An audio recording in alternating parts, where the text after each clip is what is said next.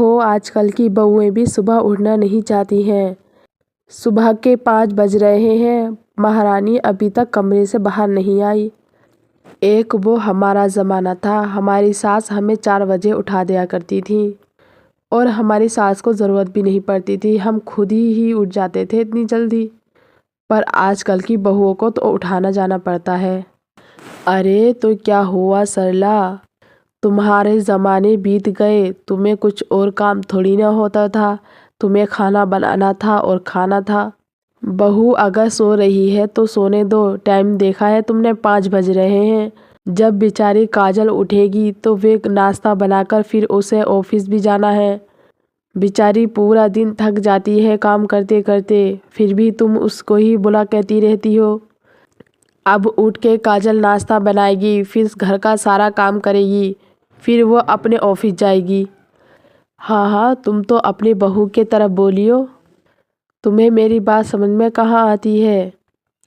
थोड़ी देर में काजल उठकर सबके लिए नाश्ता बनाती है, फिर भी सरला काजल को सुना देती है, काजल सुबह को जल्दी उठ जाया कर, हमें बहुत तेज़ की भूख लगती है और हमें चाय भी पीनी होती है। पर नहीं, आजकल की बहुएं तो बस आराम ही करती रहती हैं। वो हमारे ज़माने थे जो हम खेतों से मिट्टी लाते थे और कुएं से पानी भरना जाया करते थे, और हमारे गांव की औरतें तो अब भी यही काम करती हैं। पर आजकल की बहुएं कुछ काम करना कहाँ चाहती हैं। काजल को सरला की बात बहुत बुरी लगती है। सरला रोज़ रोज़ काजल को यही ताना देती रहती थी। काजल अपने पति रोहन से बोलती है, देखो ना रोहन जी, माँ जी रोज़ रोज़ मुझे यही ताना देती रहती है और अपनी पुरानी पहली बातें करती रहती हैं। क्या माँ जी को यही मालूम नहीं है, मुझे ऑफिस भी जाना होता है और घर का सारा काम करके जाती हूँ ताकि माँ जी को किसी काम की ज़रूरत ना पड़े। हाँ काजल, तुम सही बोल रही हो। माँ के ये बात सुनकर तो मुझे भी बहुत बुरा लगता है। माँ अब तुमसे नहीं बोल रही, हमसे भी ये बोलती रहती है। जब से माँ गांव से आई है तब से गांव की ही बातें करती रहती हैं। क्या रोहन जी, माँ का इतना अच्छा मन लगता था गांव में, जो हर वक्त गांव की बातें करती रहती हैं कि गांव का पानी अच्छा है, कुएं से पानी भरना है, मिट्टी लानी है और चूल्हे पे खाना बनाना है। मुझे तो लगता है माँ जी को मेरी नौकरी से ही एतराज़ है। ऐसा करती हूँ, कुछ दिन के लिए छुट्टी ले लेती हूँ। हाँ काजल, तुम सही बोल रही हो, तुम घर का काम संभालो और मैं बाबूजी से बात करता हूँ इस बारे में। काजल ऑफिस की छुट्टियां ले लेती है, वे अब सारा काम घर पे करती रहती है, फिर भी सरला उसके कामों में कमियां निकालती रहती थी। ओहो बहू, खाने में तो बिल्कुल भी मज़ा नहीं है, ये कैसा फीका खाना बनाया है। यहाँ शहर में तो कुछ खाने को ढंग का मिलता ही नहीं, जो गांव के खाने में मज़ा है वो कहीं भी नहीं। गांव में हम तो चूल्हे पर खाना बनाते थे और वो खाना बहुत ही टेस्टी लगता था। अब शहर के खाने में तो बिल्कुल भी मज़ा नहीं है। सरला की इन हरकतों से घर वाले सब परेशान हो गए थे। सुनो रोहन बेटा, तुम भी कुछ ऑफिस की छुट्टियां ले लो। अब हम तुम्हारी माँ को गांव वापस लेके जाएंगे, तब तुम्हारी माँ को एहसास होगा गांव अच्छा है या शहर। रोहन भी ऑफिस की छुट्टियां ले लेता है, फिर वे लोग गांव वापस आ जाते हैं। गांव के घर को देखकर काजल बोलती है, अरे बाबूजी, क्या तुम इस घर में रहते थे? ये तो एक कच्ची झोपड़ी है, तुम सब लोग इस घर में कैसे गुजारा कर लेते थे?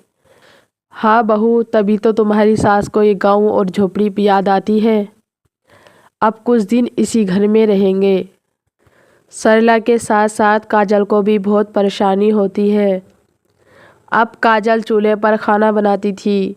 काजल को चूल्हे पर खाने बनाने की आदत नहीं थी, फिर भी काजल इस चीज़ की शिकायत नहीं कर रही थी।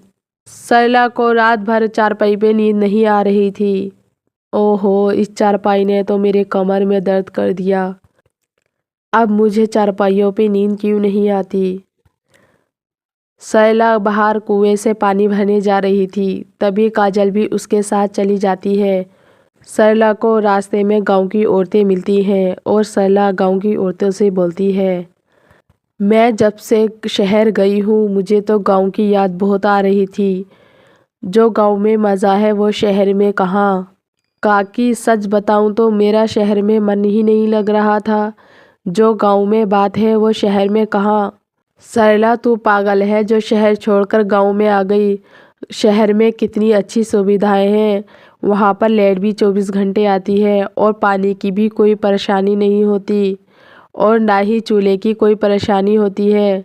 तुझे पानी भरने कुएं पे आना पड़ रहा है और शहर में तो वहाँ पर टैंक रखे जाते हैं पानी के। और अब तुझे चूल्हा जलाने के लिए भी लकड़ी देखनी पड़ती है। वहाँ पर तो गैस चूल्हा होता होगा। वहाँ पर तू गद्दों पे सोती थी, अब यहाँ पर चारपाइयों पे सोना पड़ रहा है। अगर मैं शहर में रहती तो मैं कभी गाँव ही नहीं आती। जितनी भी काकी ने बातें की थी वे सरला के समझ में आ जाती है। फिर सरला शहर जाने की ठान लेती है। वे लोग शहर वापस चले जाते हैं। अब जो भी काजल काम करती थी सरला को उस काम पर एतराज़ नहीं होता था।